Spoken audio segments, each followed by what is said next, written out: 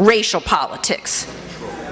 Numerous historians and political scientists have now documented that the war on drugs was part of a grand Republican Party strategy known as the Southern Strategy of using racially coded, get tough appeals on issues of crime and welfare to appeal to poor and working class whites in the South who were resentful of, fearful of, anxious about many of the gains of African Americans in the civil rights movement.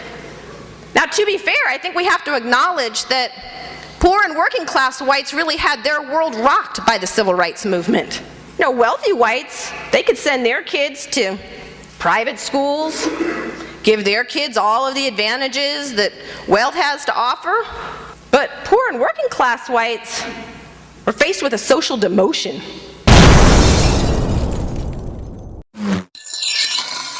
Many people, when they see the data, they're stunned and they say, yeah, that's awful.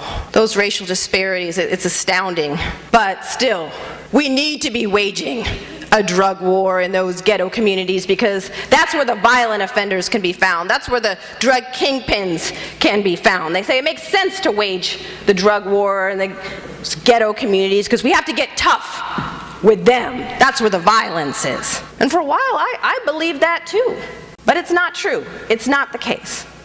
President Ronald Reagan declared the current drug war in 1982 at a time when drug crime was on the decline. But it was President Ronald Reagan who turned that rhetorical war into a literal one. And at the time he declared his drug war, drug crime was actually on the decline, and less than 3% of the American population identified drugs as the nation's most pressing concern. And the Reagan administration seized on this development with glee, actually hiring staff whose job it was to feed to the media stories of inner-city crack babies and crack deals and the so-called crack whores and crack-related violence. Their goal was to make crack a media sensation in the hopes that it would bolster public support for a drug war they had already declared and persuade Congress to devote millions more dollars to waging it. And the plan worked like a charm. Almost overnight, our television sets were saturated with images of crack babies, crack dealers, the so-called crack whores.